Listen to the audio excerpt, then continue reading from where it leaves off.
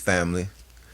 Hope all is well out there in the world, in your lives, and with yourselves. Hope this finds everybody well. Just coming with a very brief message.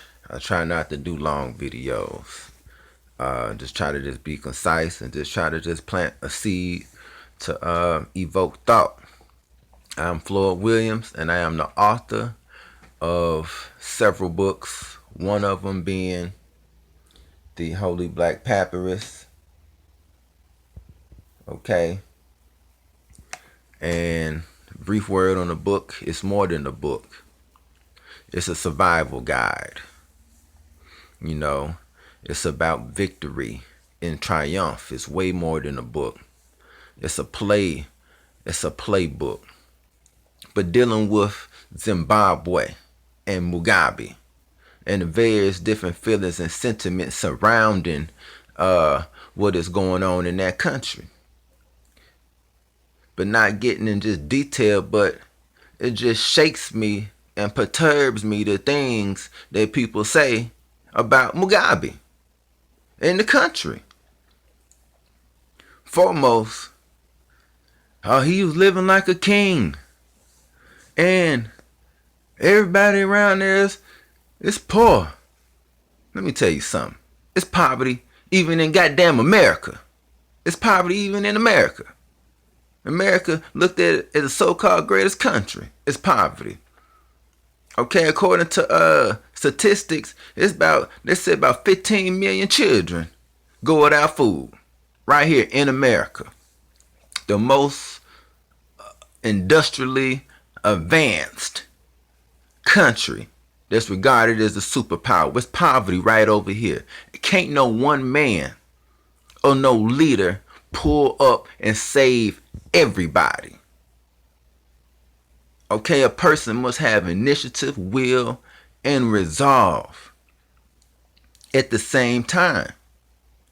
But Africa is a very unique situation because of the imperialization and colonization and the Berlin Conference when they split it up and divided it. But dealing with that, people is more mad at Mugabe than they is at the goddamn white man for the destruction of Africa. Okay? Truth be told, nobody should be poor in Africa. Africa is the Garden of Eden. Yes, Africa is the Garden of Eden. And it's the best continent, richest continent in the world. We can even say the planet. Okay? Nobody should be poor over there in Africa.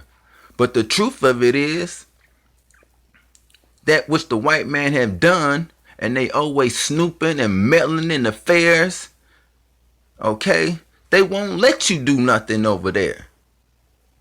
Even if a leader tried to do something, they will not let a leader do anything that's really righteous over there involving pulling up the people. They will not let us Africans utilize the land how we should. They controlling it. All your multinational and conglomerate companies is over there depleting it of its wealth, of its resources, but refuse to let the black African man and woman eat off that land how they supposed to. They ain't got no control over there. So we need to start directing the anger where it really should go. At the goddamn imperializers and colonizers who will not allow us to control and rule the land and eat off the land how we should. All this talk against Mugabe. Mugabe had is the reason why Zimbabwe had got independent. You need a lion like him. Imagine what it'd be without him. Y'all talking about acting like y'all excited. You don't know what the hell you about to get with this new transition getting ready to go on. So we got to look at where we direct our anger and our energy at.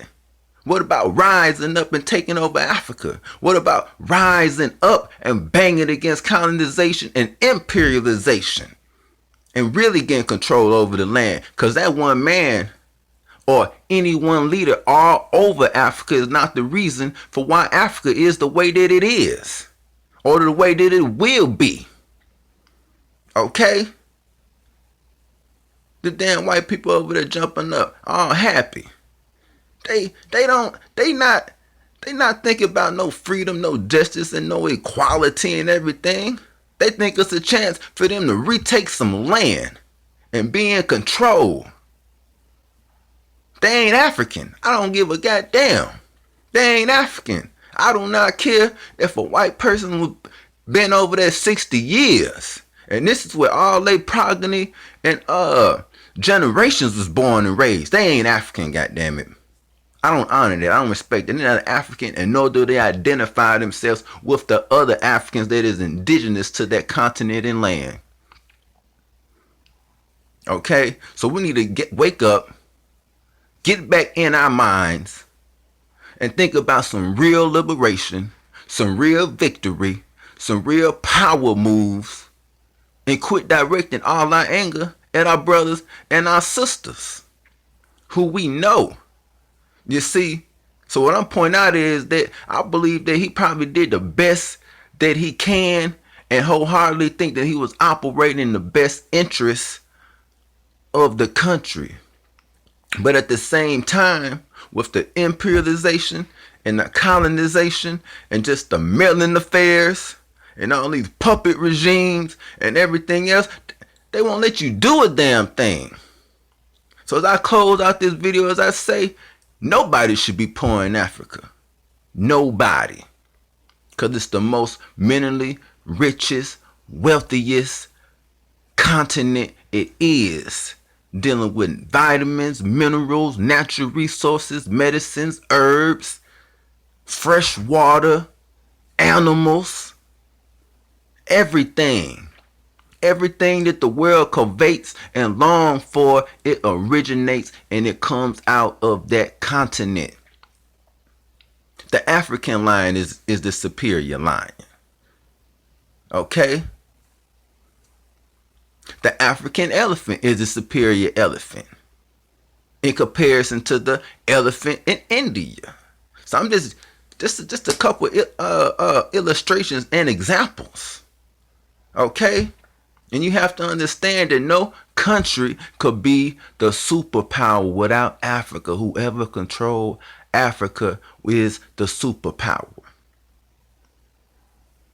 Can't be a superpower without controlling Africa, because all of the other continents outside of Africa do not produce the natural resources that they need to sustain an economy and a country. So they thrive and seek to eat on Africa. Ain't nothing in Europe. Nothing. Ain't nothing in Arabia. These places is desert. Okay? Can't be no superpower without the control of Africa. We need to wake up. We need to think about that. And you need to know and you need to understand that when Africa go, we all go. When Africa go, it's over with. Say they decimate and they wipe out that country and they go to mass killing people over there. You think they gonna spare the other blacks on the earth? Huh? When Africa go, it's over with. Don't say it can't be done. Understand your history. Tasmania. Huh? What you think that the Tasmanian devil is only symbolism of the white man who went over there and wiped out and killed every indigenous aboriginal person that there damn near was over there?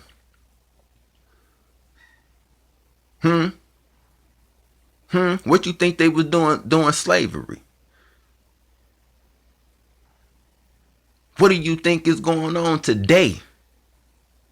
This is the extermination campaign that the Holy Black family and the man and woman right now is experiencing right now in America. The biggest act of terrorism is that which is going on right now against the black man, the black woman, the black child, the holy black family in America. It's domestic terrorism. And it's a psychogenetic war that we is experiencing.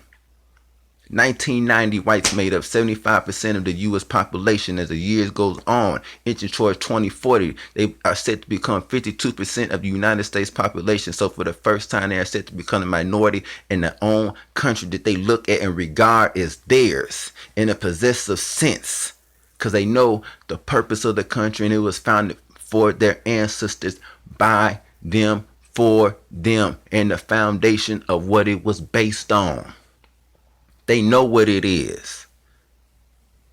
But looking at Europeans dealing with their real native land, their ancestral land, Europe is experiencing a negative birth rate. So this means that they are not positively producing and increasing to their population.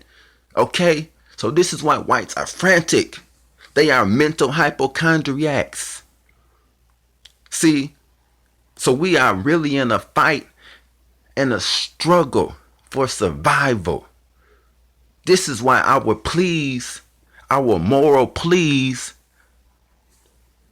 don't mean anything. Because when you dealing with a hyper being who is a mental hypochondriac, fearing his survival, the first law of nature is self-preservation. So a moral argument is not going to triumph or win a person over who is functioning on survival. It's not going to work. And it's not going to work. It hasn't worked. It never will work. Okay? We are in what in sociology, what is called the conflict perspective. So this means another person's, man, this shit, listen, y'all want some more information, you really need to get off into this book, The Holy Black Papyrus. The Holy Black Papyrus. Okay, I'm dedicated to liberation, I'm dedicated to the struggle, and I'm dedicated to our victory, and I'm dedicated to our winning. So this means 24/7, this is what my mind is rotating and spinning around. Just as the earth is spinning on this axis, this is what I'm doing. So don't mind my look. I'm like this because I'm giving my time and my energy to y'all. I'm up. I'm pouring this stuff, I'm pouring the knowledge and the energy into the books, into doing R&D, research and development, and going on my reconnaissance mission to try to put out information to pull us up, the Holy Black family, get us back on the throne. And ain't too many people out there that's no major speakers on these national airwaves. Okay? I like Roland Martins. Okay? Shamari Stone.